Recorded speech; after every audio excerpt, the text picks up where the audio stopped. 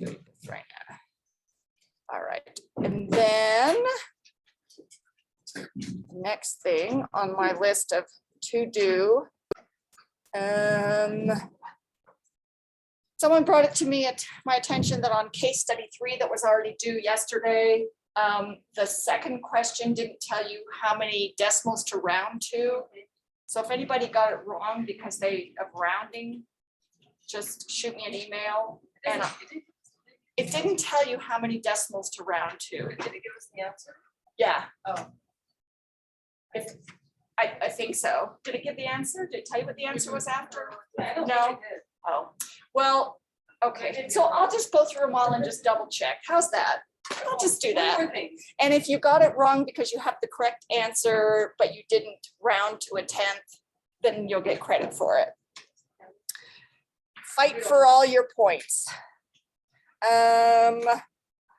One other, I made up like one last term, a drug class worksheet. I posted on Canvas. It's just like a document where in case you were wanting to take notes as you're learning drugs and popping from, you know, box to box about what's a drug, what's the mechanism of action, what do we use it for, what are the labs we monitor, what are other important things to know.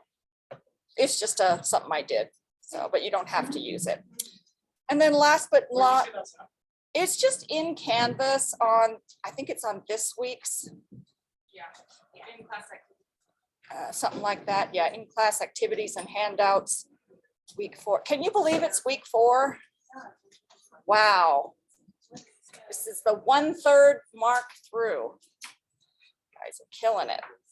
This week, what's due is obviously the study guide, the NCLEX questions, next gen case study number 4, math quizzing class, except for those who are not able to make it. And then quiz number 2 will open on Sunday, and it covers chapters 10 through 17. Remember, that's a KGA item. Don't miss it. Don't, let's see.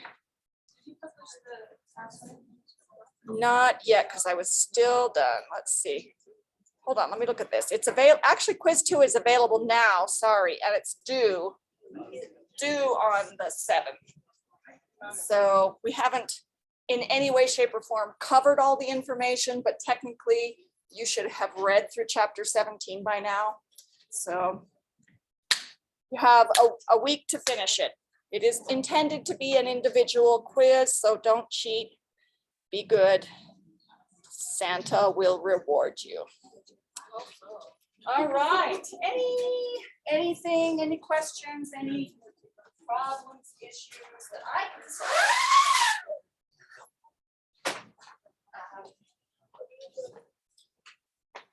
Otherwise, we will begin with, going to finish chapter 12, which is on central nervous system depressants and muscle relaxants. All good stuff. Yeah, we did 11. We're starting on, and if we didn't, well, then you're responsible for. I thought we didn't finish 11. Didn't we? I swear we got really close. But we didn't. Well, you know, the rest is up to you.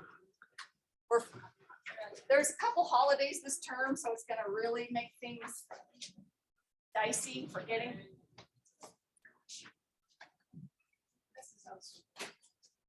Dumb. All right, muscle relaxants and central nervous system depressants are heavily tested on, so time to know your drug classes. Yeah, sedatives.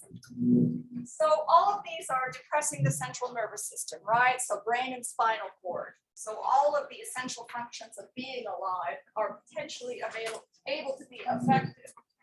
But we're typically focusing on nervousness, excitability, and things related to overfiring of neurons. This is going to drive me crazy.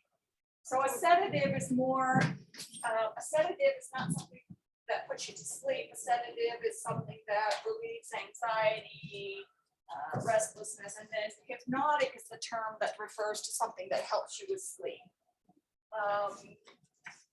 any sedative, if you give enough of it, can become a hypnotic, right? So it's like if you drink a little alcohol, you're a little sedated, but if you drink a lot of alcohol, you're unconscious. It's just cumulative. Lord have mercy. So the central nervous system depressants, so they tend to call them sedative hypnotics because, like they say, low dose sedative, higher dose hypnotic.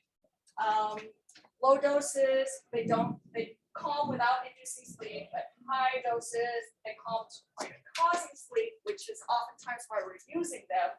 So these are the three main groups of sedative hypnotics: barbiturates, benzodiazepines, and then miscellaneous drugs. Right? That's a great class. That's the way to look like it. So first we go into sleep, because a lot of the consequences or adverse effects of these drugs that suppress the central nervous system interfere with the normal sleep function, the normal sleep cycle.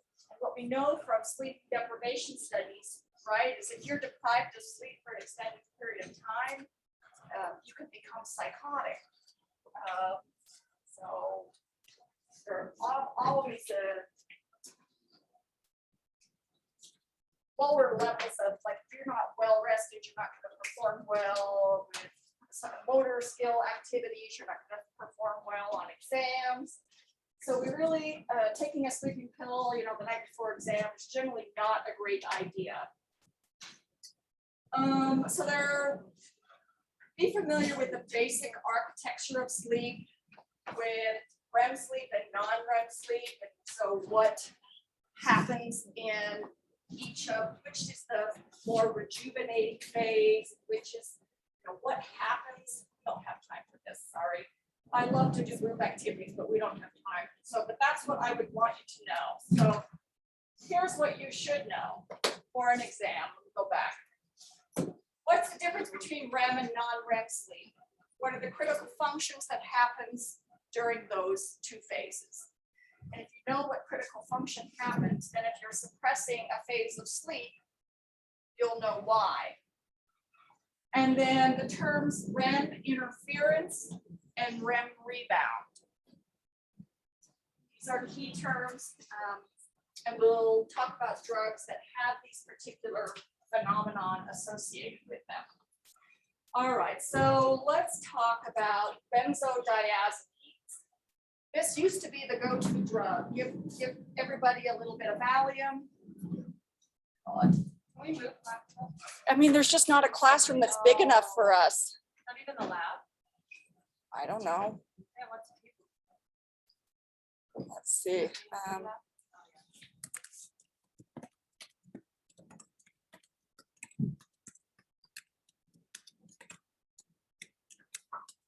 If there's a place where we can go that's big enough, that's quiet, we can go, but otherwise we're screwed. Want me to go find out? Sure.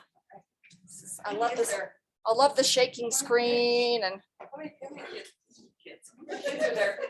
we have like 29 people. How many kids? How many kids do we have? Oh, so benzos are, because of the safety profile, that's why they've fallen out of favor. It's anything that's a central nervous system depressant we now know is going to have a lot of adverse effects, in addition to developing dependency, addiction, right? So there's a lot more newer drugs on the market, non-benzodiazepines, that we use for anxiety, that we use for sleep, that don't have those central nervous system depressant properties. That's why we like them. So in order of safety, the choices are non-benzodiazepines first. If all of those are ineffective, we may go to a benzodiazepine. And our very last choice is barbiturates because of the safety profile. That's the order of operations of safety. So there are 5 commonly used benzos used as sedative hypnotics. I don't know if I can name them all. Alprazolam, clonazepam. They all end in what? Azepam.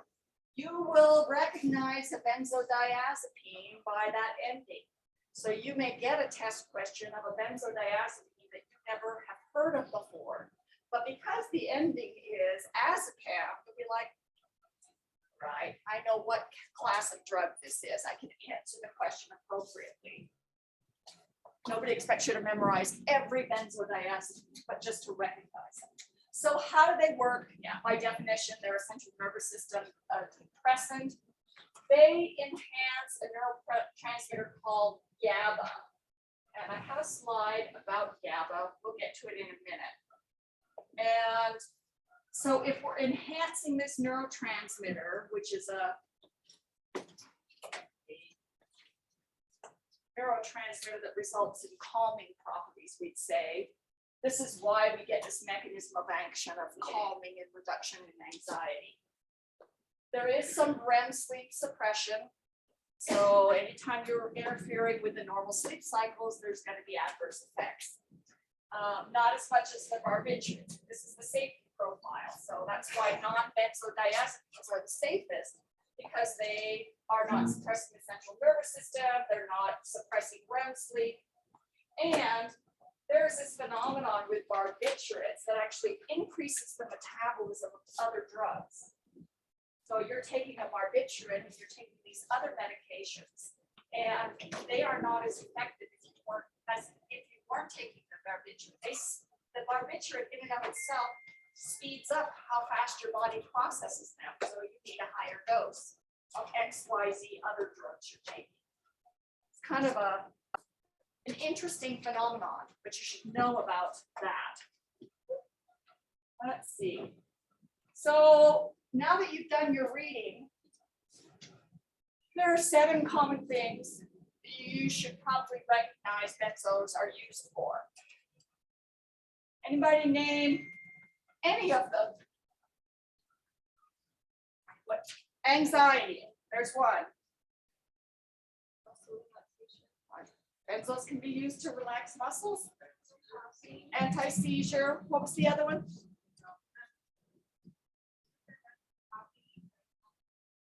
Cough relief with a benzodiazepine? Wouldn't be that wouldn't be a primary, yeah, that's codeine. That's an opiate. Good one though.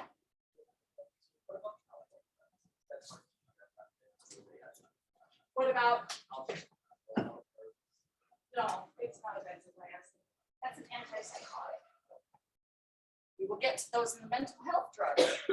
So Any there's other a classroom with 24. Yeah, we've been in those before and everybody's on top of each other. Guess we'll just deal with it. All right.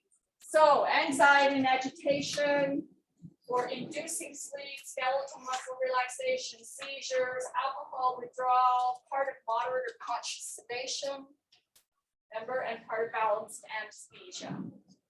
So benzos show up in a lot of places.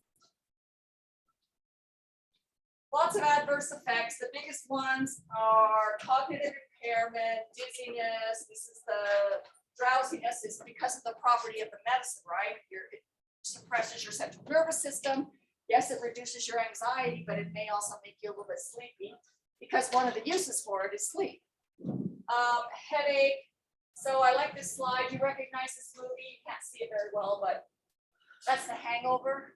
So that's how I like to remember that benzos can result in this hangover effect, where there's that next day feeling of sluggishness and a headache, and you just can't think clearly, and you just can't seem to get moving. Very similar to alcohol, because alcohol is a central nervous system depressant. So that's one of these common ones they talk about, hangover effect. Anything that suppresses the central nervous system is going to be a fall risk in the elderly. So we are specifically trying to avoid benzodiazepines in the elderly, age-related considerations, fall risk. It's on the Beers criteria. If you remember that Beers criteria under the age lifespan considerations chapter about drugs that we're trying to avoid in the elderly. So benzos fall into that. All right, so let's do a little test question. When providing education to the patient on the use of a benzo the nurse will include which information? They have little or no effect on the normal sleep cycle. Using this med may cause drowsiness the next day. It's safe to drive while taking this med. These drugs are safe to use with alcohol. Yeah, I mean, it's kind of like, so people who are not, have not really studied or aware that their central nervous system depressants might miss this, right? But the other ones, obviously, there are precautions on the medication label. It's one of the nursing education points that, you know, you really shouldn't be driving or operating heavy machinery while taking this. And of course, anytime you mix your alcohol with any central nervous system depressant, you get not an additive effect, but synergistic effect, right? 1 + 1 = 87, because they're super powerful. All right. So yeah, those are just kind of the dangers of mixing them. These are the common benzos: alprazolam, clonazepam. This is a long-acting. Risk of overdose, physical dependence, reduced cognition, lots of adverse effects. So you can see why this is not a preferred mechanism to deal with anxiety and sleep, because we have a risk of overdose. I mean, that's not such a great side effect. And then reduced cognition, next day effects, interruption of sleep cycle. So you can become toxic if you've overdosed. These are the symptoms of a benzo overdose. It kind of looks like a lot of other things, a lot of other overdoses, or it could look like someone who's has a severe infection and is septic and delirious. So it's really hard to pick apart these particular symptoms. But they do progress from confusion to being sedated to going in a coma. Nice thing about benzos, if there is a nice thing about overdosing on benzos, in and of themselves, they don't cause respiratory depression. What's the class of medication that does cause respiratory depression? Opioids, right? That's the one. So they're going to try and trick you on these, making sure you recognize that benzos don't cause respiratory depression in and of themselves, where opioids do. So antidote. Always know your antidote. The antidote to a benzodiazepine overdose is flumazenil. And then always it's going to be, you know, supportive care, because, you know, do they need oxygen? Do they need fluids? Do they need a catheter? They need, so know your antidote. Interact with anything that suppresses the central nervous system and opioids.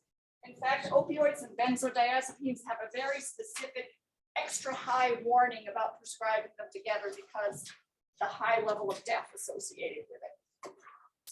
Then there's a whole bunch of other ones that we'll come across. This is an antipsychotic. This is a TB drug. There's herbal interactions. There's food drug interactions. There's interactions with all kinds of other. This is a calcium channel blocker used for arrhythmias and hypertension. These are arrhythmias. These are HIV meds. These are antibiotics. You don't really have to know every single interaction. It is important to recognize that there are interactions, and if someone is taking it, you would want to, you know, be reviewing drug interactions. But opioids and CNS and any food drug is always fair game. Grapefruit juice, grapefruit or grapefruit juice. Like anybody who's taking medicine should just avoid grapefruit and grapefruit juice. Like you will see in this class, it's like 17 drugs that we talk about that grapefruit juice interferes with. So yeah. No, it has to do with, it can be from altering the pH of the gastric contents, but it also could be competition for enzymes. Yeah. All right, so here's the first clinically available benzo. Look at the half-life. So if the half-life were the longer, how long would it take you to get out of your system? What did we learn about half-lives? 4 to 5. So if you take 5 times 200 hours, for someone who slowly metabolizes, it could take them 1,000 hours to get 1 dose out of their system. Yeah, Valium is not our favorite benzodiazepine.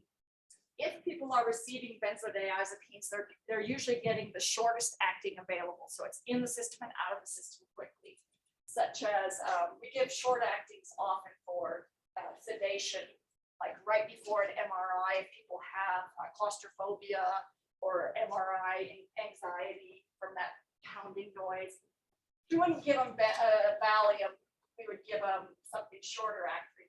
But as part of sedation and anesthesia, of course, they don't want a short acting, right? You don't want your patient to become alert in the middle of your procedure.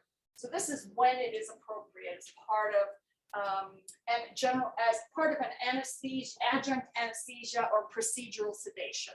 So diazepam, Valium. It also gets used for people with chronic spasticity as a skeletal muscle relaxant. Problem is with the dependency and all the side effects and stuff. So we really don't like to use it. The nice thing is they come in all these forms. We can stick it in just about any orifice of the body. Temazepam is generally the only benzodiazepine that we might use as a sleep agent. It's not our first line, but it is clinically indicated if somebody has failed all non-benzodiazepine sleep meds, we might try temazepam. It's sort of a medium length as far as half-life, and that's so that it lasts through the course of the night for sleep. But the problem is that hangover effect the next day. It is a metabolite of diazepam. So remember, we talked about some drugs are active as the initial drug, and then they're metabolized, and the next drug that they produce from metabolism is also active. That's the metabolite of diazepam. So this is sleep education. Anyone who's taking a medicine for sleep, obviously you want to take it at the appropriate interval before sleep. It's not 5 minutes before sleep. I took it and I couldn't sleep. How long did you wait? 5 minutes. No, you need to provide the education. 20 to 40 minutes, but not like 2 hours before. Because then they got all sleepy and they napped in their chair and they woke up and now they can't fall asleep, so they take another one. So this is generally how we recommend. About an hour, you need to teach your patients to take their sleeping medicine before they get into bed. And like I say, it's been replaced by newer drugs. Almost all of the sleep drugs out on the market were only intended for short-term use. So they were only intended for situational insomnia. Oh, I can't sleep because my wife's in the hospital. Great, here's a medicine to help you through this. And generally, only 1 or 2 that are now approved for long-term use. So sleep medicines, as you're educating patients, are intended for short-term situational use. All right, midazolam. So midazolam, I put milk here because it's commonly known as milk of amnesia because it causes memory loss. So we use it for pre-op and moderate sedation, especially like with a colonoscopy, because nobody wants to remember that. But it is a benzodiazepine. It doesn't end in azepam, it ends in azolam. So just remember this is the exception to the rule. Normally we give it by injection. It is a high alert med because of all the side effects of central nervous system depression. All right, miscellaneous hypnotic drugs. So hypnotic refers to what again? Are we hypnotizing people? Right, hypnotic means sleep. So be familiar with the term hypnotic drug. Hypnotic drug is one that is addressing sleep. So temazepam is on the market specifically for those who are blind and who are missing the visual cues from light. I don't find this to be an important drug, but for some reason, the test makers and NCLEX people think it's really important, like malignant hyperthermia, that's really rare. I think it's important that you recognize that this is for blind people who have alterations in their sleep-wake cycle. All right, let's look at non-benzodiazepine. So this is for sleep, Ramilton. It's Ramiltia, but I've always said Ramilton. So it is basically a prescription form of the hormone melatonin.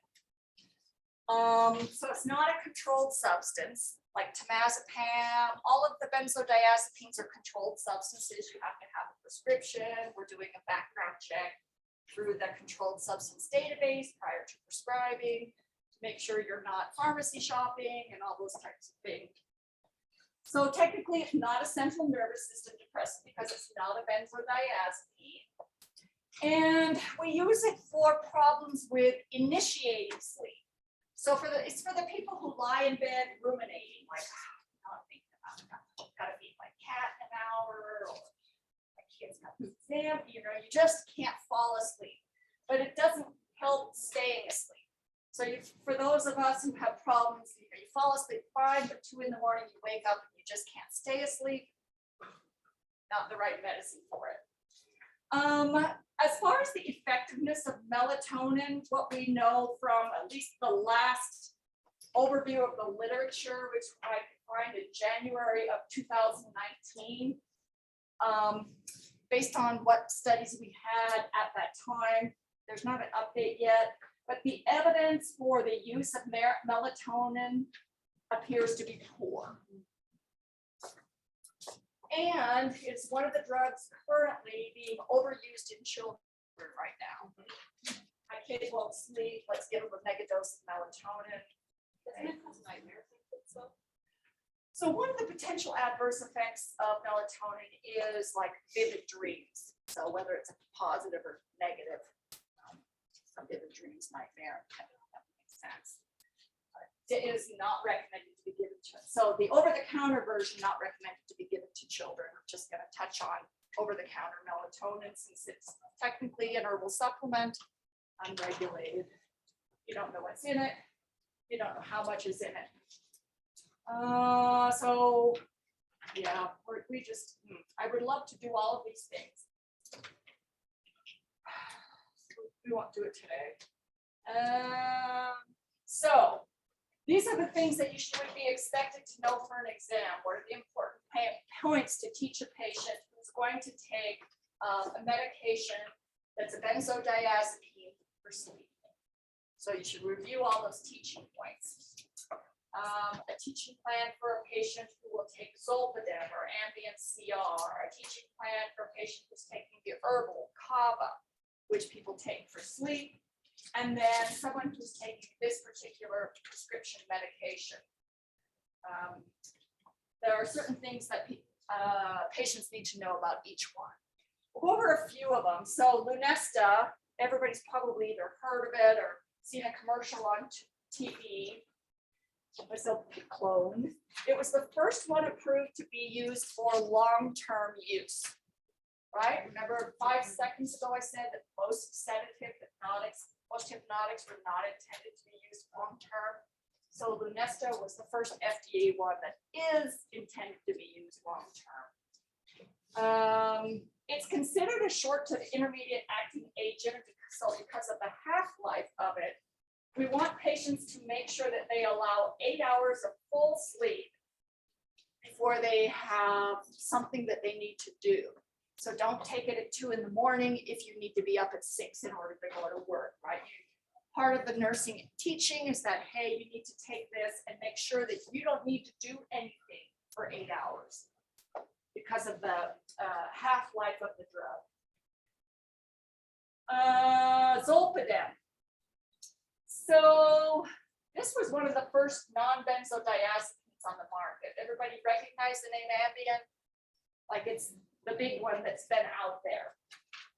It's generic now, so people can get Zolpidem without paying the premium price. Short acting, the original Zolpidem is short acting, Ambien. There is an Ambien CR. So what do we know about anything with those letters after it? Like a CR or an XRL or an ER or something. Right. It's an extended acting form.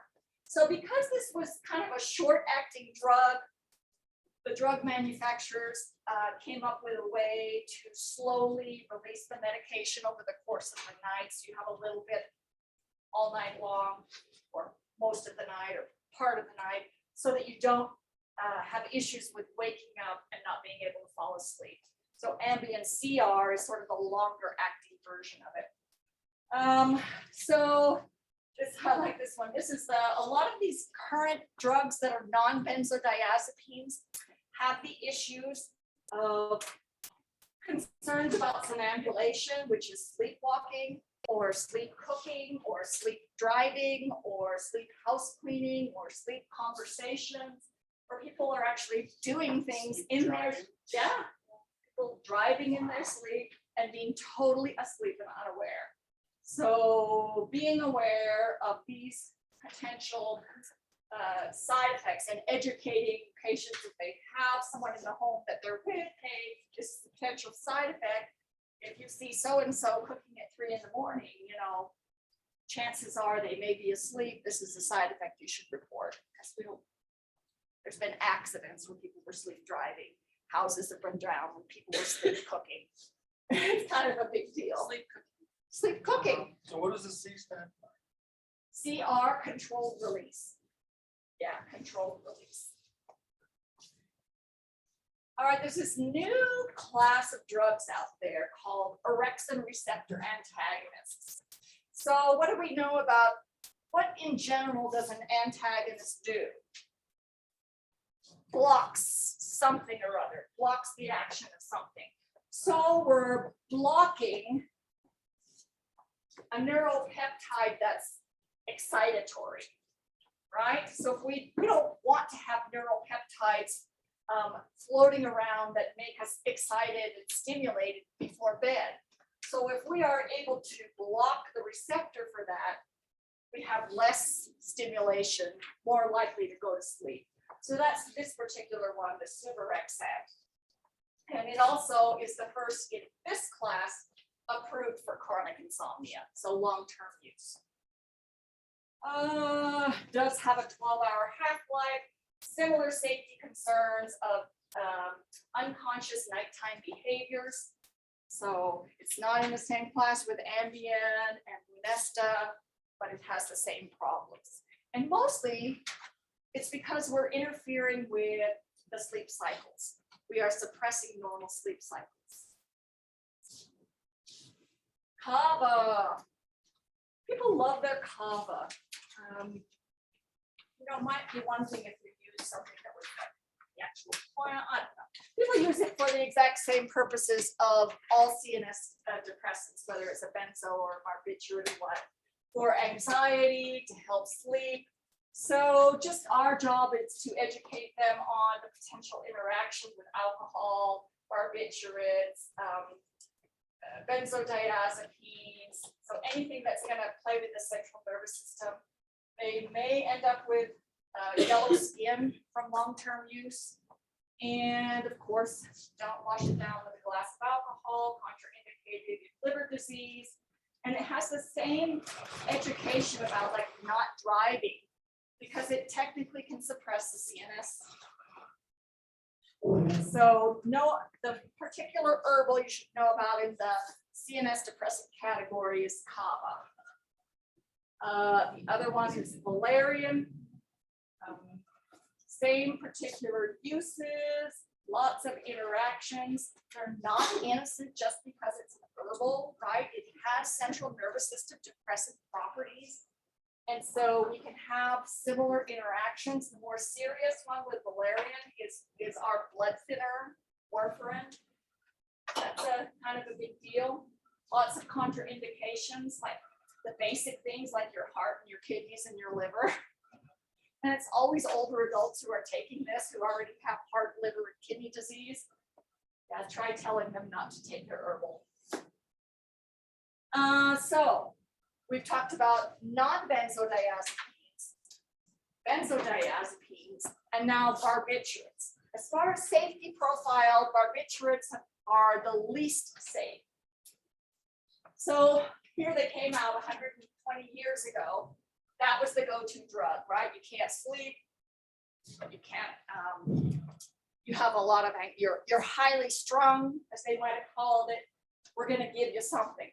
So here's our street names, our downers, sleepers, stumblers, rainbows. You don't have to know the names, but just if you're going to be in an ER setting, it's often good to be familiar with the terminology to know whether they're talking about a benzo or a barbiturate or an upper or what are they talking about?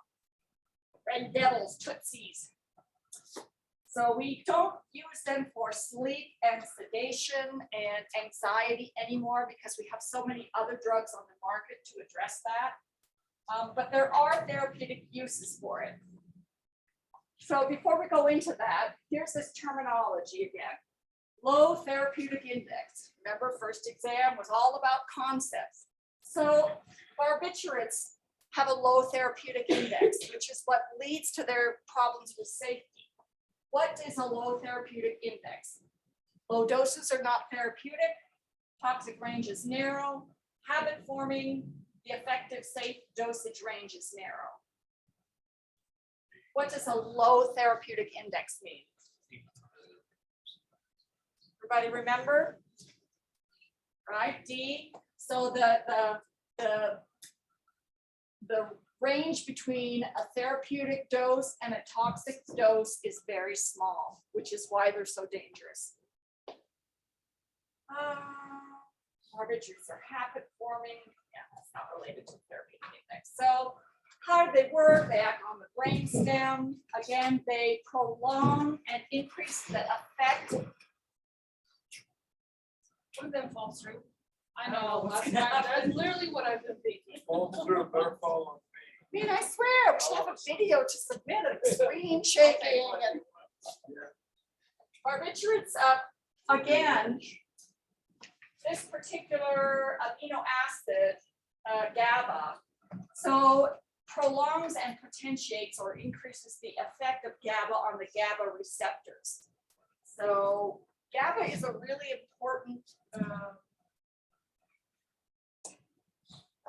chemical that's going to come up over and over and over. All right, so we have ultra short acting, why that says scenario, it's supposed to say classification or something. Ultra short acting, we are still using in anesthesia. We do use barbiturates for acute control of certain seizures and reducing intracranial pressure. Then short intermediate for, again, for seizures, and then long acting for seizure. So what's the main use of barbiturates that you can see here that comes up over and over? Seizure. You see seizure in long acting, seizure in intermediate acting, and seizure in short acting. And that's usually for people who failed all the other seizure drugs, right? We have safer seizure drugs. So the main use is anesthesia and seizures. You may never see a barbiturate in your entire clinical experience. These are these are some of the main adverse effects of barbiturates, which is why they're so dangerous. Basically, we know that they vasodilate and cause hypotension. We know all about the central nervous system depression. They do cause respiratory depression. Which central nervous system depressant didn't cause respiratory depression that we talked about 2 topics ago? Benzos, right? So the difference between benzos and barbiturates is one suppresses respirations and the other doesn't. It's a good test topic to know if you have learned those differences. So these are hematological adverse effects you see typically with longer term use. And then there's a lot of other allergic type reactions. And you'll see this not only with this, and I really consider this a seizure drug. You'll see allergic reactions come up a lot with seizure meds. Let's talk about, so we have an older adult, Joe Schmo, taking multiple meds. And for some God-forsaken reason, somebody prescribed him a barbiturate to his medication regimen. What should you expect? So you're administering a barbiturate to an older adult taking multiple meds. What do you expect? Do you expect a decrease in dosages of the other medicines? The the patient will experience increased amounts of REM sleep, that you administer half the usual dose of the barbiturate or total relief of anxiety. You have to have read the barbiturate chapter. We know that all of the CNS depressants interfere with REM sleep and result in less REM sleep. So we know automatically that was wrong. So when possible, usual dose of barbiturates is reduced in older adults because of the CNS depressant effects. All right, it makes sense. Some people experience a paradoxical reaction where the exact opposite of what we expect to happen happens. So some people who take diphenhydramine, which is the ingredient in Benadryl, which is in a sleeping medication, paradoxically get stimulated and start bouncing off the walls. Well, that can also happen with barbiturates. You can have some paradoxical restlessness and stimulation. Very just unusual. Overdose. So barbiturate overdoses, this is the reason it's the most, from a safety profile, this is the worst of the CNS depressants used for sedatives and hypnotics. So overdoses usually lead to respiratory depression and respiratory arrest. What other drug also led to respiratory depression and respiratory arrest? Opioids, right? So barbiturates and opioids, imagine if you combine those two. Having a lot of problems. So there is no antidote for a barbiturate overdose. It's the number one reason that they are, from a safety trial, the least safe. We don't have an antidote. We provide ABC support, right? Airway, breathing, circulation. We're there when when we need to intubate them so we can mechanically ventilate them. They get fluids to bring their blood pressure up. They get vasopressor support so that they can vasoconstrict and bring their blood pressure up. There is a current practice of using raising the urine pH. The literature says this is not effective. It doesn't result in less deaths, but it's still being done. So obviously, anything that is a CNS depressant interacts with another CNS depressant, right? We don't have to say this anymore. All CNS depressants interact with each other. MAOIs, or monoamine oxidase inhibitors, are an old class of antidepressants that we will eventually get to. But if somebody is taking one, there's a group of people who are in their 70s who have been on them and they just stay on them. But they're drug interaction. So there is a phenomenon with barbiturates that they increase the metabolism of other drugs. And this is called enzyme induction. So the presence of the barbiturate itself stimulates enzyme activity and metabolizes other drugs faster. Does that make sense? It's not the barbiturate that gets metabolized faster. The barbiturate stays the same, but it can cause the metabolism of other drugs faster. What are the problem drugs, right? What if you metabolize your anti-clot medicine faster? If you metabolize your warfarin, so warfarin is intended to reduce the chance that you develop some sort of clot in your vasculature. So if your warfarin is less effective, you are more likely to develop a spontaneous clot.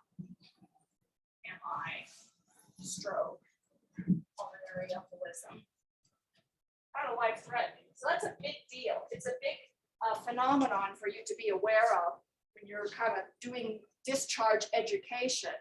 Oh, this patient's on a barbiturate and also on a blood thinner. Hey, by the way, this may happen. If your primary care or whoever is monitoring your warfarin doesn't know that you are on a barbiturate, the first thing you need to do is tell them, because you're at risk of developing a blood clot.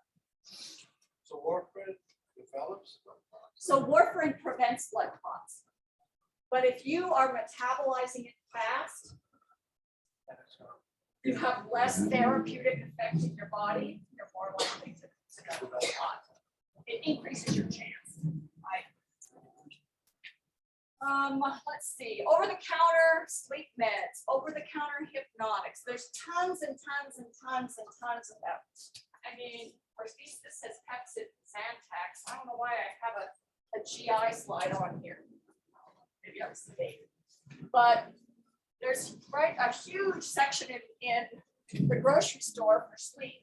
Americans are the most underslept population on the face of the earth. So lots of them out there. These are the common ingredients: doxylamine and diphenhydramine. Diphenhydramine is going to be in just about every single over-the-counter sleep med, whether it's no dose or sleep ease, or there's one that's just called bunch of Z's, right? So also being careful, because it may also be in some of these pain relieving PM formulations. So Tylenol PM and Advil PM. Usually the PM is referring to some sort of sleep medicine. So it's not the pain reliever that's helping them sleep. There's something added. So we need to be aware, teaching patients to read their label, make sure we're not getting double and triple doses. Same thing, don't take your sleeping pill with your shot of whiskey. Not a good idea. So these are, again, same thing. Generally, sleep meds are recommended 60 minutes before bedtime. Most benzos interfere with REM sleep and cause this feeling of REM rebound. It's a terminology you should know. Because they have REM interference, they interfere with REM sleep, and when you stop taking them, you get the phenomenon of REM rebound. So please read about that, be familiar. Let's see. That's rebound insomnia. So a lot of the sleep meds, especially the more addicting ones like benzodiazepines, but even the non-benzodiazepines, people who want to stop them have a lot of trouble getting off of them because of the phenomenon of rebound insomnia. We have to taper people really, really slowly, because if they try and stop cold turkey, then they're up like this all the next week, because their central nervous system has been depressed for so long. There's this phenomenon where it's just overstimulated when you take away the suppressant. All right, we just said that central nervous system depressants, benzodiazepines have a use with muscle relaxants. So go ahead and just talk about muscle relaxants, because they're not all benzodiazepines. The majority of muscle relaxants act centrally, so on the brain. There are a couple that are peripheral. We already talked about one that is the antidote for malignant hyperthermia. What's the antidote for malignant hyperthermia? Dantrolene, right? So that is a peripheral muscle relaxant. Most muscle relaxants are centrally acting. They also, most of them are dealing with this neuro-calming amino acid GABA, which I swear I put a slide somewhere more about GABA. So yeah, here it is. People who use muscle relaxant chronically are people who have chronic spasticity disorders, whether it's cerebral palsy, muscular sclerosis. We know these people are going to be on muscle, any sort of spinal cord injury with spasticity. These people will all be on muscle relaxants chronically. So we better know what to teach them about muscle relaxants, right? Muscle relaxants, because most of them act on the central nervous system, have the exact same central nervous system depressant adverse effects as all the other central nervous system depressants. So learn those, learn it once, and you've got it. Interactions, you've already got that. All right. This one is a muscle relaxant that is centrally acting. It's not a benzodiazepine. It's not a barbiturate, right? Baclofen gets used a lot to treat these chronic spastic conditions. It is a centrally acting. It's the medicine that usually gets used in an implanted muscle relaxant delivery device, the baclofen implantable pump device that gets planted intrathecally. So be familiar with baclofen, what we're treating it for. Cyclophenazepam is the most common one out there. If you go to the doctor and you say, yeah, I was doing all this and I have this terrible muscle spasm and I can't function and I really need a pill, most likely this is the one they would give you. But again, central.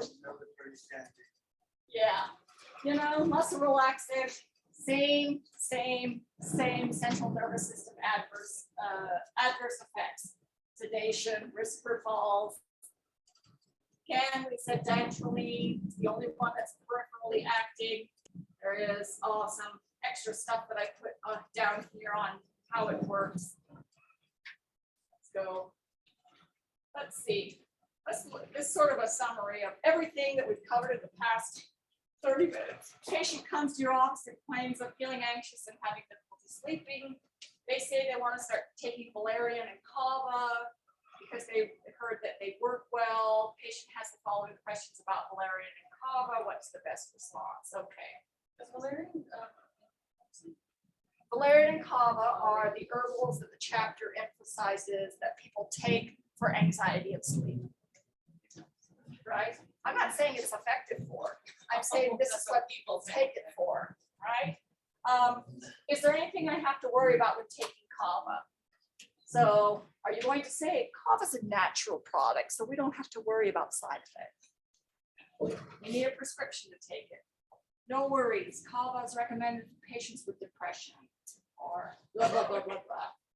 Obviously, it's always the longer, more detailed explanation that's correct. So basically, the point of this is to encourage people to be forthcoming with their herb supplements so that they can discuss it with their prescriber, because I don't want to prescribe XYZ if somebody is already taking this for sleep.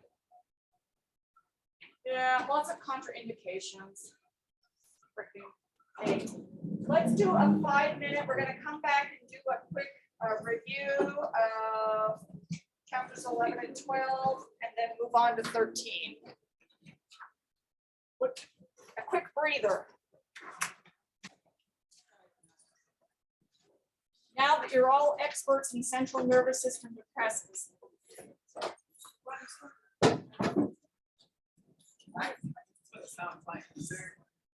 Literally what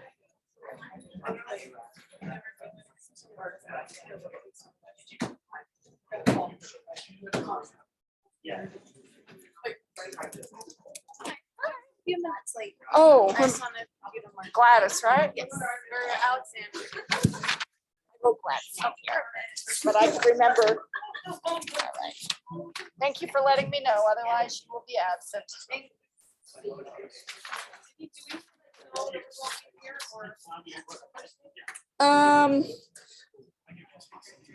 Yeah, I mean, it's helpful just so I can keep track of who's going to be here for the math exam. And yeah, I'm just keeping a running list. Screen.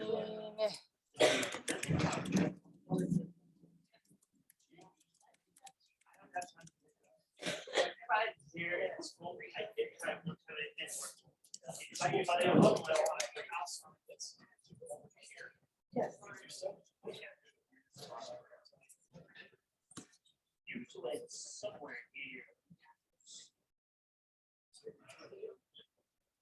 Dr. Carpus, did you already finish the chapter 13? I did, but I think that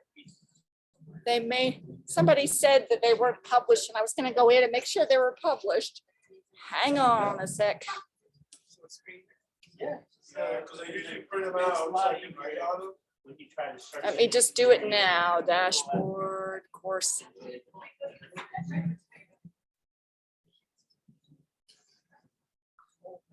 Was it just a screen? That's a screen. Yeah, I think that was a screen. Yeah. You just open the setting for the display setting.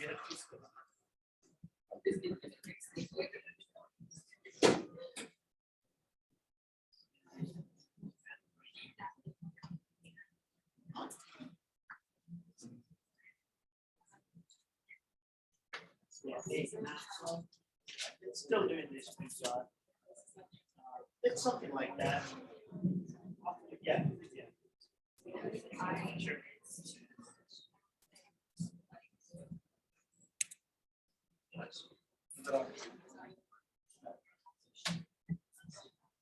They're published. You're published now? Yeah, thanks for reminding me. I'm usually still working on it. Are you published? I did 13 or 13 and 14 right now.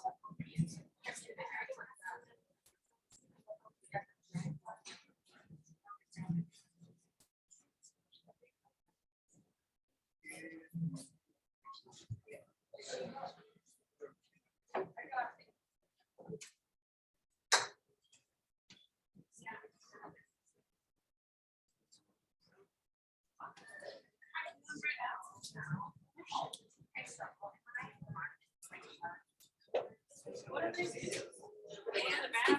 Tracy tell you she was here? I thought about it. Still very good.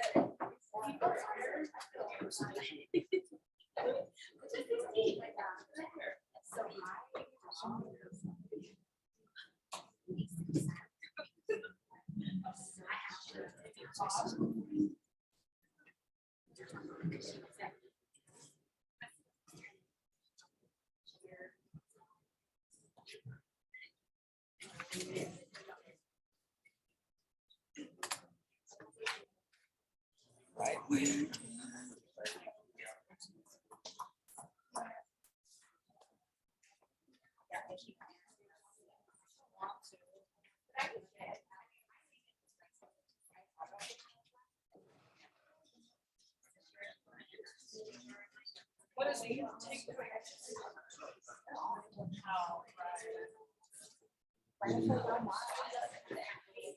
Oh, crazy.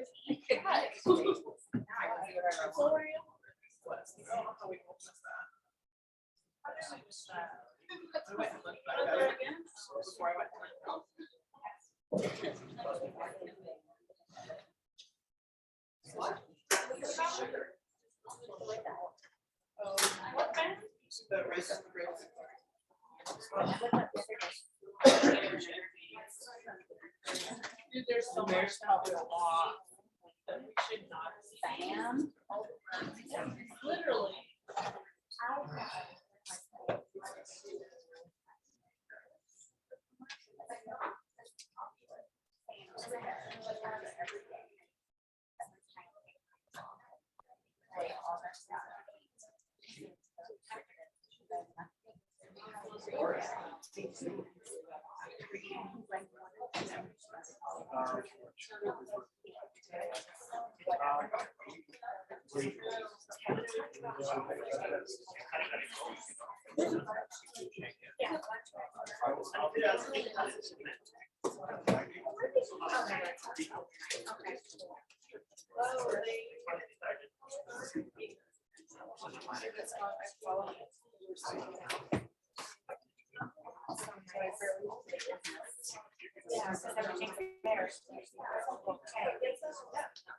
Like, so if it's not the day that I had. But, well,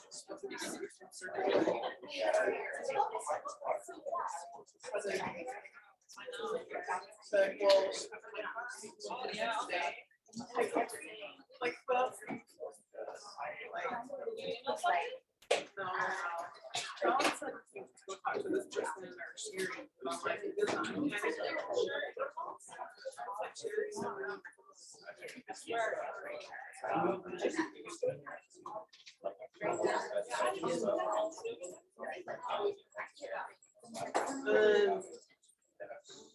Oh, go live. But I don't even know. He said to talk to the registrar.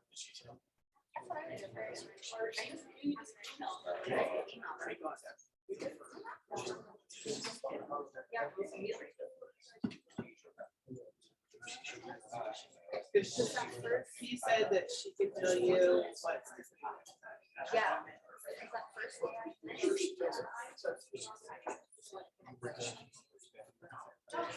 Well, that's like after Sherry Ball.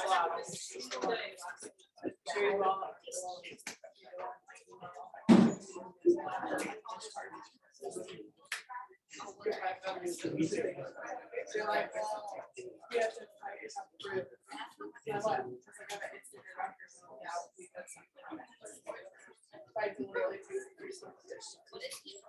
Because that's the only thing I had that showed for my tears, they took a picture of all my right? Here's my bill, family and others.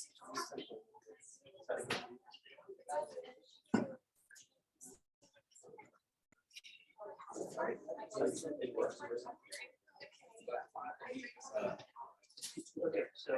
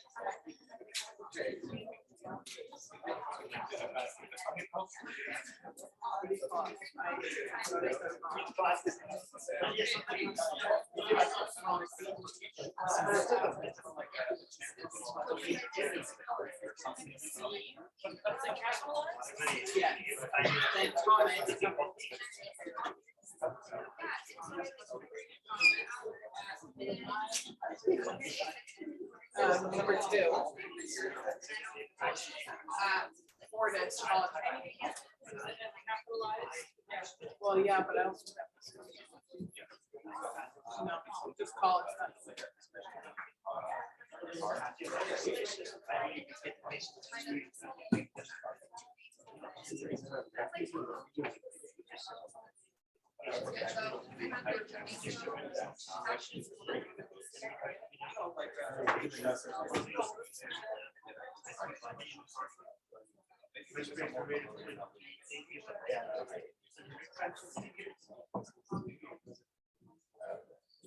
These are the fact that trying to get something that's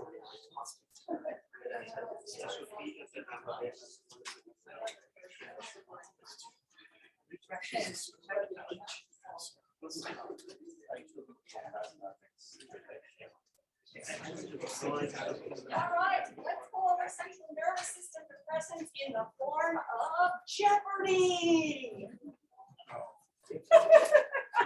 I heard, oh no, over there. What the crap? Oh no. Jeez. You are no fun. Oh no. Are we gonna have access to this data? Yeah, it is a open access Jeopardy Labs. Oh, it's on our. The link, maybe I haven't published a link, but it's open, like it's not a protected thing. It's just something I made up. So thanks to Steph and Mandy, I've made candy prizes. It's so nice. Just figured. Next time it'll be hot Cheetos and ranch. So we're gonna, yeah, go ahead. Yeah, yeah. Yeah, it's just a review of the concepts from this. So here's what we're gonna do. We're gonna do front 3 rows, your group 1, back 3 rows, your group 2, front 2 rows, your group 3, back 2 rows, your group 4. So it's not even, but guess what? Life's not fair. And it's only Jolly Ranchers TV and Cat. So we're gonna just randomly start with team 1. But you know, they get to call out Okay, so team one, the only thing we're starting with is that they get to call out which category and how many points. If you know the answer in your group, I'm gonna try and watch which group raises their hand first, so I can give you the points. 1, 2, 3, 4, those are the groups. We're not answering the question, we're just. No, you're just starting with choosing the category and the amount. If you get it right, then you get to choose the category and the amount, just like Jeopardy. All right, so where do we want to start? We want to start here. Muscle relaxants, barbiturates, benzos, sleeping agents, anesthetics, and sleep concepts. These are all the basic things you should know from these couple of chapters. Oh my gosh, Barbitch, are you ready? Characterized by a low range of doses at which a medication is effective without unacceptable adverse events.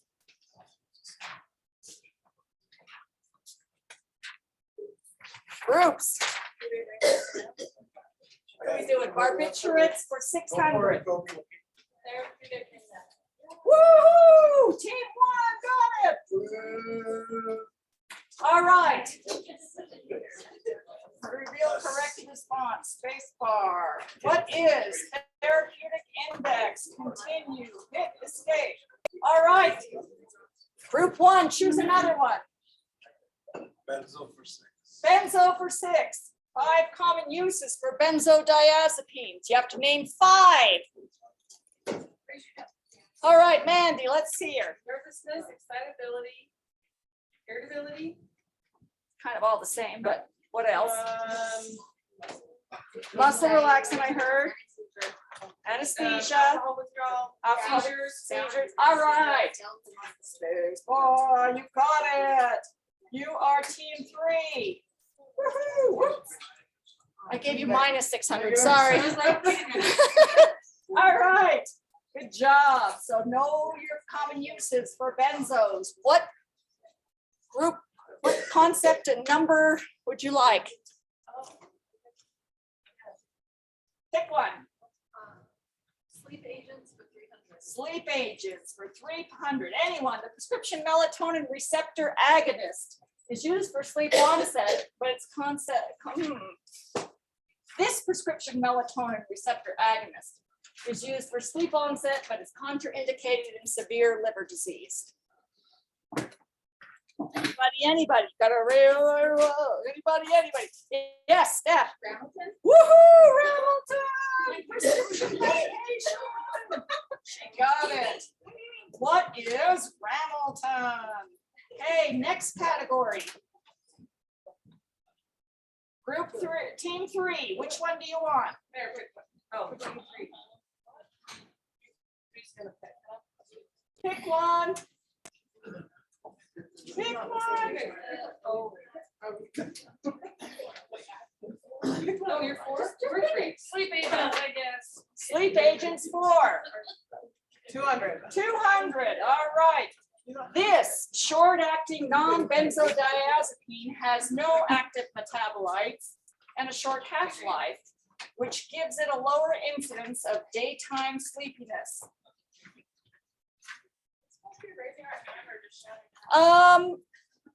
Yeah, that's a good question because I'm reading it over here and I should read it over here so that I can see everybody. Colby. Ambien? Yes. So what are the key things you should know about Ambien? Those were in the question, all right? Short acting, no half, what category and amount do you want?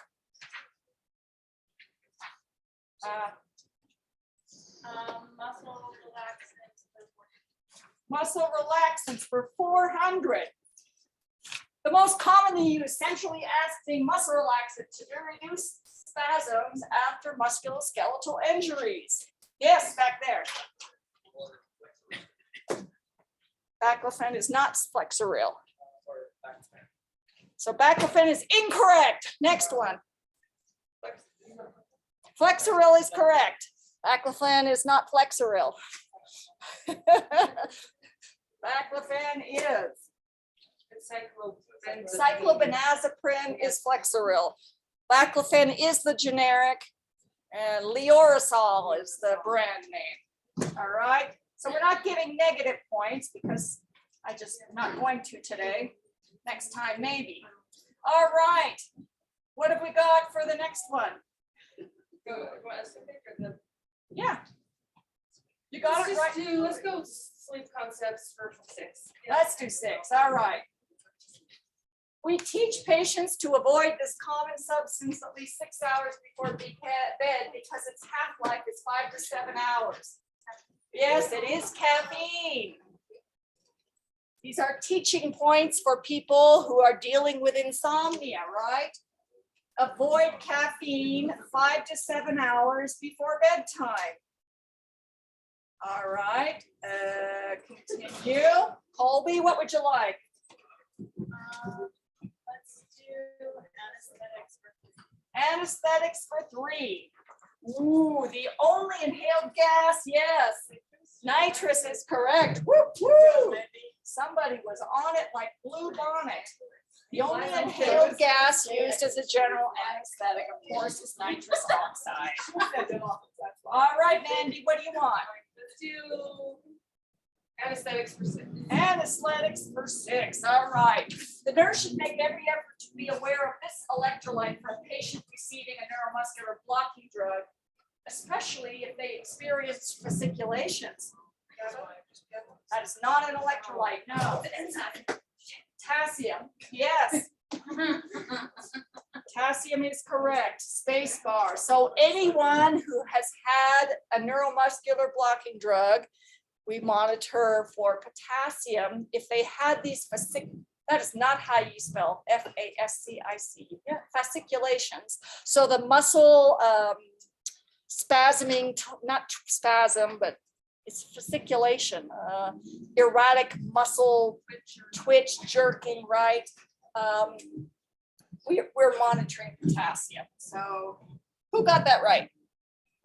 Over here, Colby. And team number 1.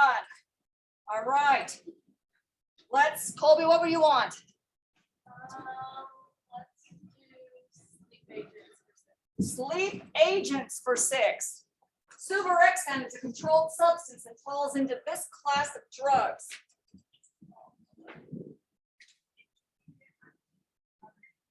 I'm looking for the class of medication. It is not a benzodiazepine. No. Back here. Orexin receptor antagonist. It's the one drug in that class that we talked about. Key concepts is that it is a controlled substance, right? So this is team number 4 is on the board. It is a controlled substance. All right, so Larissa,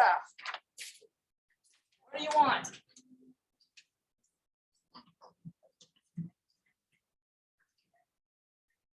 Benzos for 3. All right. The antidote is used to acutely reverse the sedative effects by directly competing with the benzodiazepine at the receptor. Got it. We've got team 2 on the board. What is flumazenil? So as always, know your antidotes. I haven't said it once, I've said it 1,000 times. All right, so back there, what's your next selection?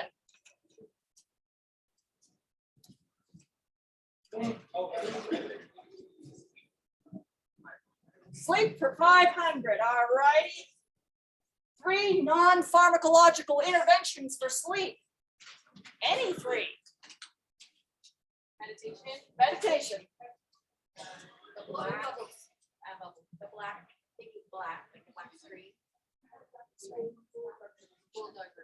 Cool dark room. That's 3.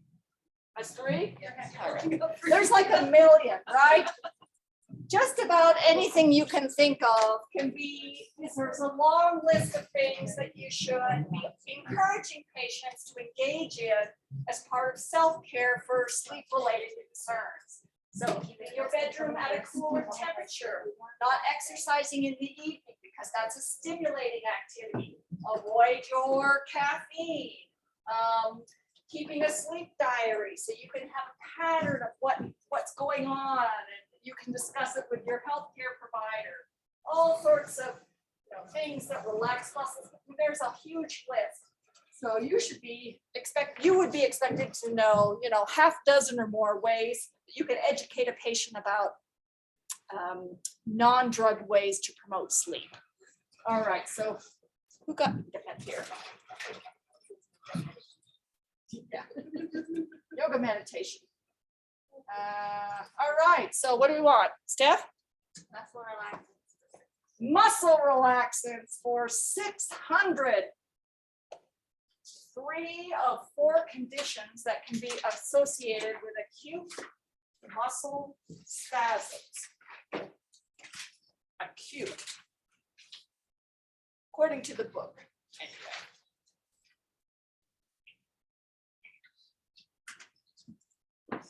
Disorders. Conditions. So what are 3 of 4 things that are commonly known to cause acute muscle spasms? Anybody? All right, I'm back here. We got somebody with a condition. Conditions.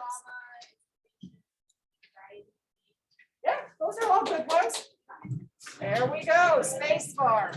So lots of conditions associated with acute muscle spasms, not just trauma, but also inflammatory conditions, also anxiety-related conditions. So being aware that people may be having muscle spasms for other reasons besides an acute injury. All right, so we got group 2. Catch it up. All right, so what would you like?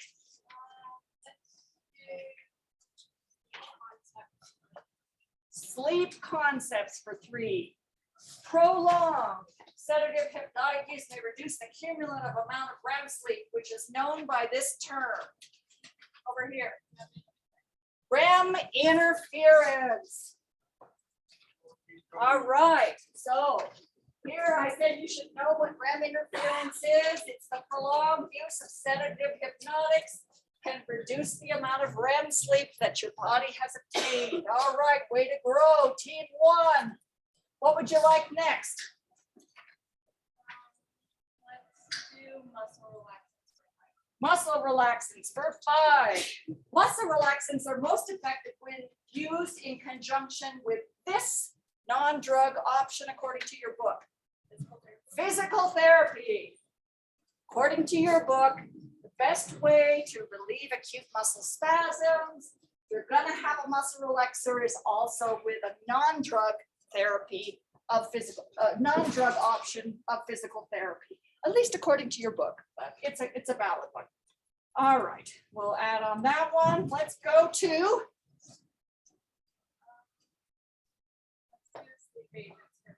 sleep agents. All right, this non-benzo hypnotic is a short to intermediate acting agent and was the first approved for long-term use.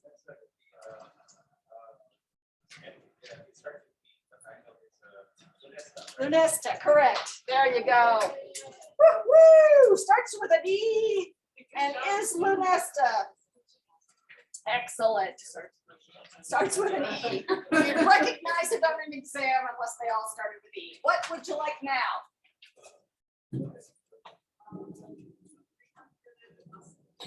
Muscle relaxants for 300. This muscle relaxant is the only one that's not centrally acting and acts on skeletal muscles. Should know this one. Yeah.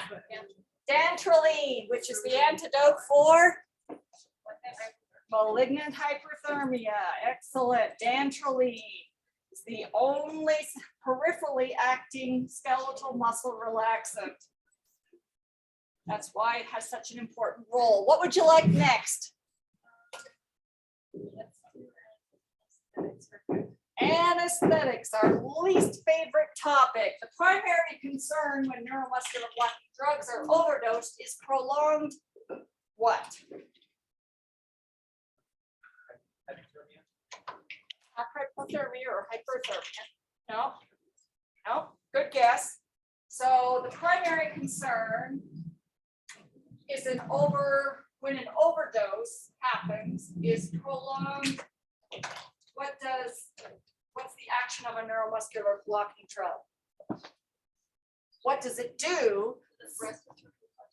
It is not respiratory depression. It is not. What do neuromuscular blocking drugs do? They induce what? Paralysis. Thank you. They induce paralysis. So that's going to be the primary concern in an overdose is paralysis requiring mechanical ventilation. Makes sense. It's just the overexpression of the therapeutic response. We got that over here in team 3. Let's go on. What would you like next? Benzos for 500. The FDA issued a black box warning for combining benzos with this class of drugs. Definitely opioids. Benzos and opioids. Remember I mentioned they have a special warning. It's the black box warning. Benzos and opioids. Big no. What would you like next, Colby? Sleep concepts for 400. During this phenomenon, a sleeping person often has frequent and vivid dreams. Yes. What is this phenomenon? You've lost. If you're on Jeopardy, Alex, Rebecca's dead. REM rebound. We'll give it to you. REM rebound. So with this phenomenon, when someone has had REM suppression, and then that agent that is suppressing it for a long time, REM rebound is when you have this overexpression and you get these frequent vivid dreams. Learn your REM rebound. All right, what would you like next, Steph? Let's see benzo before. Benzos for 400. All right.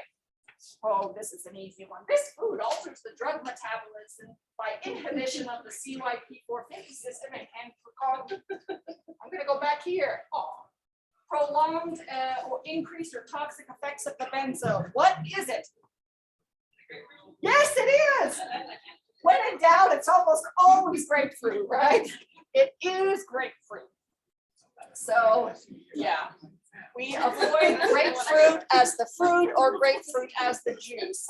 We got team 4 back there adding on. All right, let's see. What would you like next? Nobody's feeling barbiturates. What do we want? Benzos for 2. Let's see what benzos for 2 has. All right. These 2 herbal supplements interact. Yes. Kava and valerian. These 2 herbal supplements interact with benzos and can cause further CNS depression. Kava and valerian, right? These are the ones the chapter emphasizes. All right, Mandy, what do you want?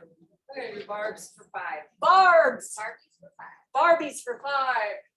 The action of barbiturates is due in part to the ability to, that's supposed to say, potentiate this inhibitory neurotransmitter. It is GABA. Somewhere in there, there was supposed to be a slide about GABA. GABA is an inhibitory neurotransmitter. It's a neurotransmitter that it calms the central nervous system. All right, GABA. So we got that one here. Continue. Yeah. What would you like next? Barbs. Barbs for 4. All right, name a short-acting barbiturate used mostly pre-op for anxiety and sedation. Yeah. Valium is a benzodiazepine. Good guess. Over here. Diazolam. Nope, no, we're looking for a barbiturate. This team's already had their chance. Somebody else. Yeah, pentobarbital. So barbiturates end in barbital. Phenobarbital, pentobarbital. That's how you're going to recognize a barbiturate, where a benzodiazepine is going to end in azolam, generally speaking. Right? So let's see. Colby, was that you? Yeah. Team 1. Pentobarbital, used mostly pre-op for anxiety and sedation. All right, what would you like? Sleep agents for this non-benzodiazepine hypnotic drug. Oh, name the non-benzodiazepine hypnotic drug and formulation associated with some ambulation. Ambien is good. The formulation most associated with it is the CR. But we'll give that to you because, you know, why the heck not? So Ambien is the non-benzo hypnotic drug. The CR, the controlled release, is the formulation that is most associated with the sleepwalking phenomenon. All right, what would you like next? Anesthetics for 400. This type of sedation is also known as conscious sedation. Yeah? Is it local? No. Oh, moderate. Moderate over there. I should have gone over here. I saw the hand at the same I'm done. time. I'm done. Moderate sedation. Let's see. We gave that to Colby. Was that you? Yeah. All right. Where's you? Moderate sedation. What would you like next? Muscle relaxant. Let's relax our muscles. This muscle relaxant is used in the treatment of malignant hyperthermia. Come on, Lourdes, you know this one? Yes. Dantrolene. Right. Everybody knows this one. It's the antidote for malignant hyperthermia. Dantrolene, the only peripherally acting skeletal muscle relaxant. That was team 3 back there, right? No, team 4, right? Okay. All right, what would you like? Anesthetics for 2. A notable complication of spinal anesthesia. Not I up know here. what this one. I know what it is. Headache, Spinal headache, we got it. Spinal headache it is. Just like don't the- pick her. She's Yeah. It's the one they expect you to know is a complication of spinal anesthesia, spinal headache. What would you like? Well, that was team 3. We're team 3. Oops, what'd I do? Oh, wait. I just gave it to him twice. Sorry. I don't know my pluses and my minuses. I got the plus on the wrong side. All right, what would you like next? Barbiturates for 300. This prototypical barbiturate is long acting. Yeah. Phenobarbital. Yes, it is. This is the prototype for the barbiturates. It's like the initial one. The prototype is like the drug that first came out. All right. Phenobarbital. So you really only have to know maybe 2 barbiturates, phenobarbital and pentobarbital. All right, what would you like next? Well, this is the barbiturate. Let's do barbiturates 200. Barbiturates do this to enzymes and can have this effect on other drugs. 2 things. Yes, Susanna. Enzyme induction, and what effect do they have on other drugs? No. Increases. So we'll give half to you. We'll just give it to both of y'all. So we got team 2, right? And team 3. Give it to both of you. So it is an enzyme inducer and increases the metabolism. So I know what you were thinking. You were thinking about the level of the drug, which was lower. So kind of a tricky one there. All right. Let's go back here and see, what do you want? Team 2?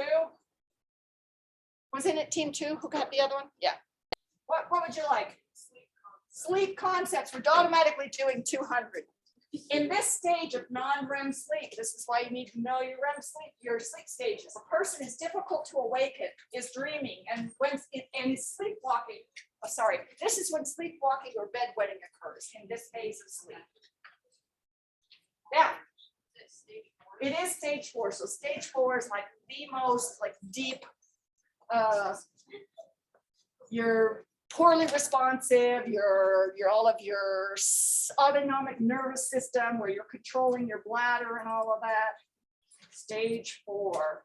That was team 2 making a rapid comeback. What would you like next? Muscle relaxants. The only usual contraindication to the use of muscle relaxants is this, according to the book. A drug allergy. Generally, muscle relaxants are fairly well tolerated. Generally, the only large scale contraindication is if you're allergic. All right, what would you like? Sleep concepts, all right. This stage of sleep is necessary for feeling rested. Which one is it? What is REM sleep? Think of REM as rested. Your resting occurs in REM sleep, which is why if you have REM suppression, right, you're going to have some problems with cognition. Susanna, was that you? Who said the answer? Colby. Colby's on a streak. Colby, what would you like? You're like a Ken Jennings here. Anesthetics for 100. All right. This is the most commonly used class of drugs in the operating room. Think about what happens in an operating room. What level of anesthesia is happening?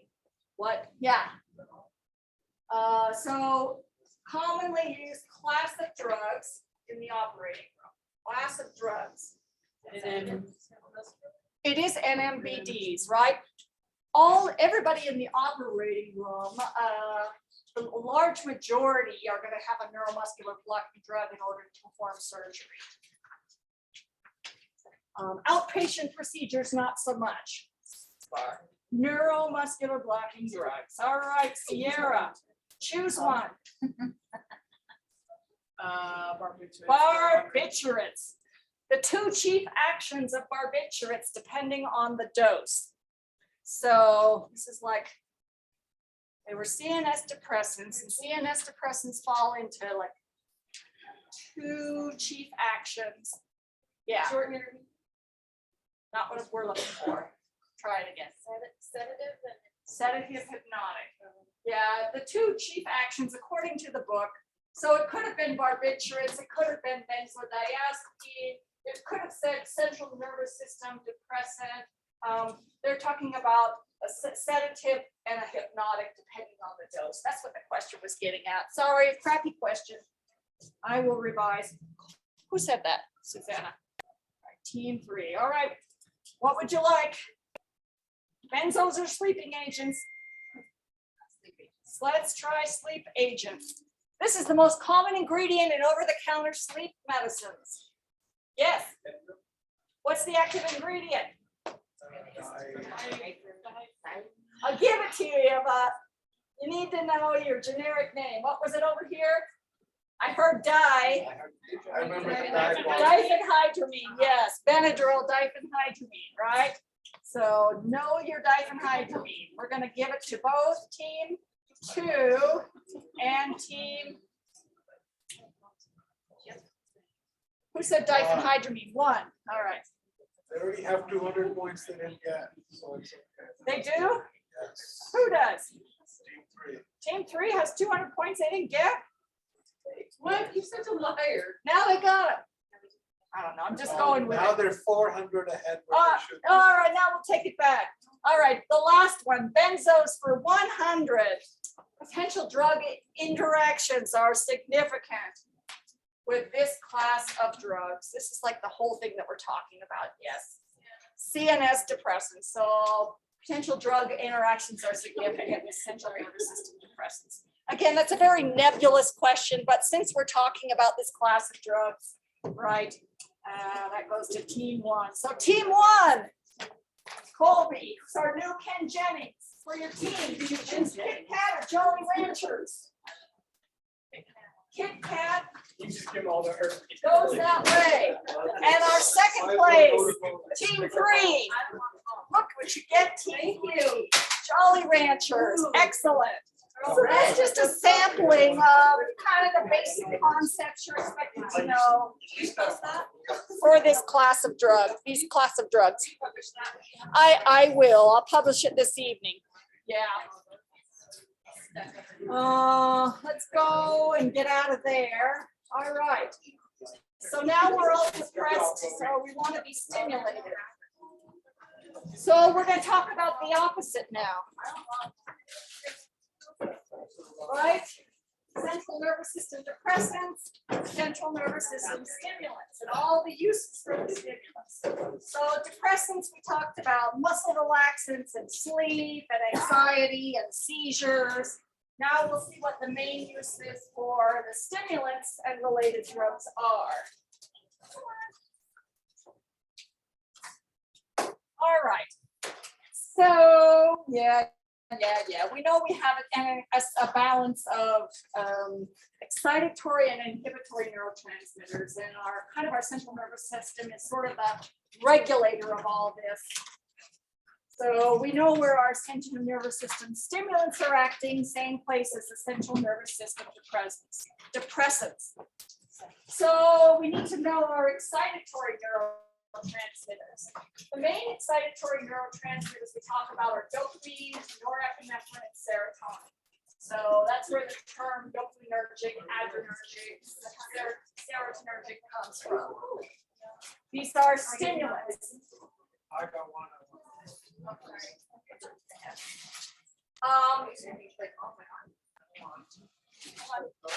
These drugs are found in the sympathetic nervous system, and that's why they have this catch-all term, sympathomimetic, meaning mimicking the sympathetic nervous system. So terminology, you should know, sympathomimetic, meaning similar action to what happens in the sympathetic nervous system. So these are the neurotransmitters we're going to play with, either by producing more or preventing their breakdown. Lots of things we can do. These are the major therapeutic uses that we'll go over: ADHD or ADD, narcolepsy, weight loss, migraines, and as a respiratory stimulant. All right. So why do we like them? Well, we like them because they're uppers, right? They give us more alertness. We're able to do more. We're able to stay up longer. We think we're functioning better. We don't sleep as much. They're misused then for the euphoria that comes with any sort of upper.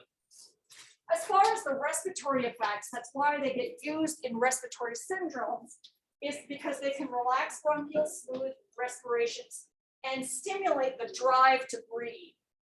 So this happens in like premature infants. We might give them something to relax their bronchial muscles and increase the drive to breathe. There's great uses for them there. Contraindications. So the indications of, what are we talking about? Stimulants, ADHD, we already said these. Contraindications, cardiac structural abnormalities, and the same MAOIs. Just assume, just like grapefruit juice, assume that grapefruit juice interacts with just about everything.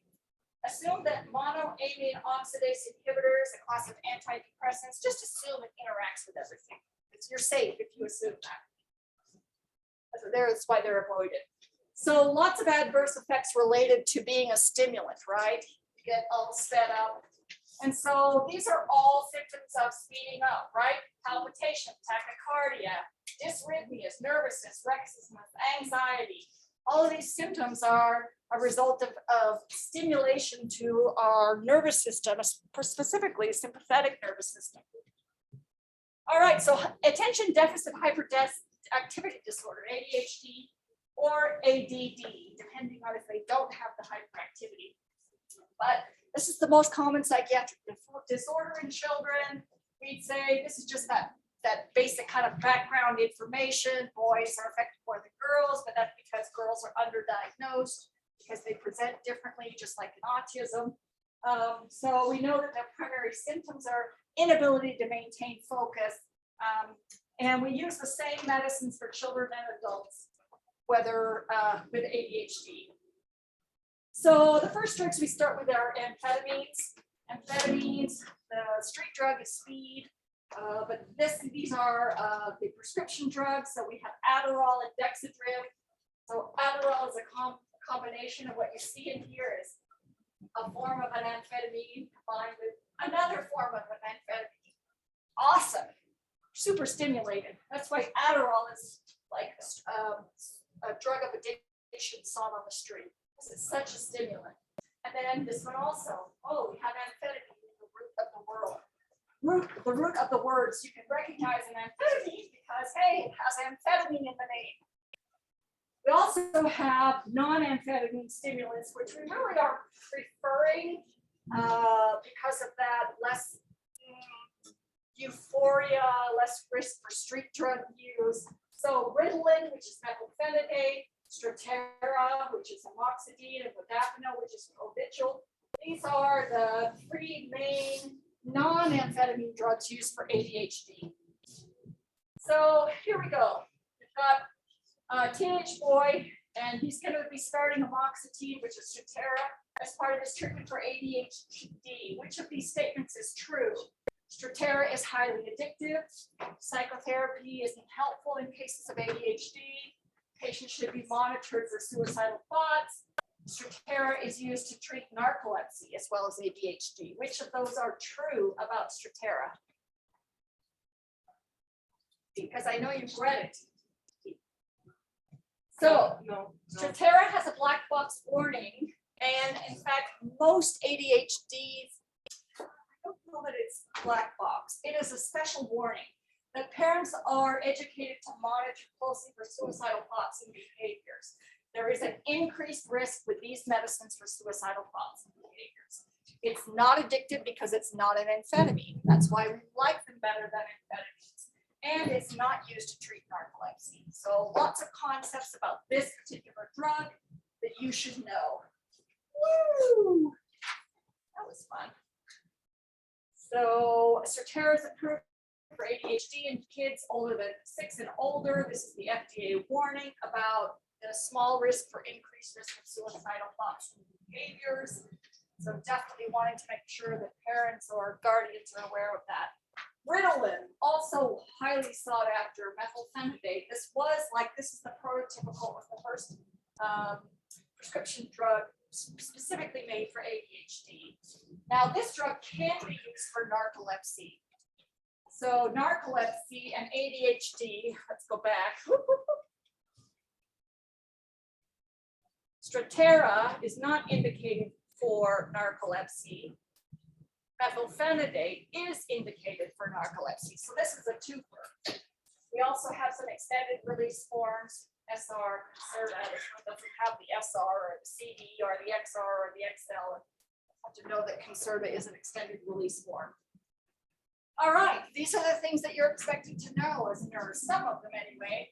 So because it's a stimulant, you probably shouldn't take it before bedtime, right? Just like you shouldn't have coffee before bedtime. So we educate parents to give it at minimum should be taken no more than 4 to 6 hours before bedtime. Ideally, we give it in the morning, right? Before your day begins, so the kids can focus, they can do well in school. All right. Always know if there's a recommendation to either take it with food or take it without food. This specific one says that drugs for ADHD generally are recommended to be taken on an empty stomach. What's a drug holiday? Yeah, just like any old holiday's a break, right? A drug holiday can be a therapeutic prescription event where your prescriber is instructing you to withhold the ADHD medicine for a period of time. Maybe we want to evaluate the current status of how that child is doing. We may want to give the body a chance to reset without this drug. Tracking response to therapy is super important. You can't just have mom come back and say, yeah, it didn't work as well as I thought. No, we need specific, like what time did you administer? What were the events that you are concerned about? You know, did teacher write a letter home and say, you know, it's getting worse or something? Keeping a diary. And then it does have the potential to suppress growth. So we need to get a baseline height weight, and we are monitoring height weight all along. If you're the nurse in an office where a child is coming in, I mean, we always are getting height and weight, but this is a particular reason why it has the potential to suppress growth. Not what we want. So modafinil also used. Modafinil is known as Provigil. Modafinil is used to improve people's daytime wakefulness if they have narcolepsy, or for people who work shift work. So for those of you who are working graveyard and in order to come to school, Modafinil, it's used very successfully to help people stay awake when they need to stay awake. Has less abuse potential. It is a controlled substance. So knowing about modafinil out there, God bless all of you working graveyards. All right, so what's the difference between narcolepsy and cataplexy? So narcolepsy is a neurological condition where someone can't maintain wakefulness. There is some disorder of wakefulness where people will fall asleep in the middle of various and sundry activities, could be talking to you and fall asleep. It's a neurological condition. People call it a sleep attack.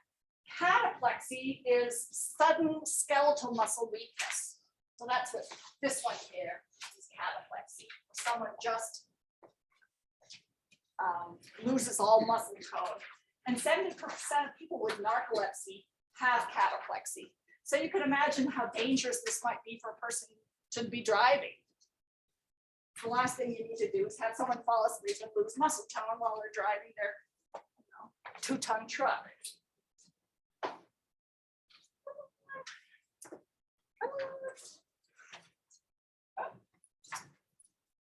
Wait for the program to respond. All right, that's fainting goats. If you want to see fainting goats, that's a fun video. That is the best. They don't actually have cataplexy. It's a different condition, but yeah, it's kind of funny, the fainting goats. We use stimulants for obesity, right, to speed up metabolism. Makes sense. We speed up metabolism. If we speed things up, we'll speed up metabolism. We'll speed up the speed at which we're burning calories, theoretically to lose weight. So this is how we categorize obesity. It is a horrible, poorly defined categorization of weight versus height, but we just don't have anything better. So just knowing that 20 to 25 up to 30, but not including 30 is considered overweight. 30 and above is obese. We now have higher and higher categories. We have morbid obesity. We have super morbid obesity to capture our ever increasing population of overweight people. So lots of different ways that they act. Some of them suppress appetite. Some of them increase our basal metabolic rate. Some of them basically get our fat tissue moving so that we can get it metabolized. And then some of them work actually in the intestines so that our intestines don't absorb the fat that we take in. Interesting. Document recovery. Wow, I guess that means it's the end of class. I've lost it. Sorry. I will post that where you can look at Jeopardy link. It's fun to look at. I would say we'll try and quickly finish this on Thursday after but we need to get moving because we got a lot to cover. Start studying now. It's a lot of information.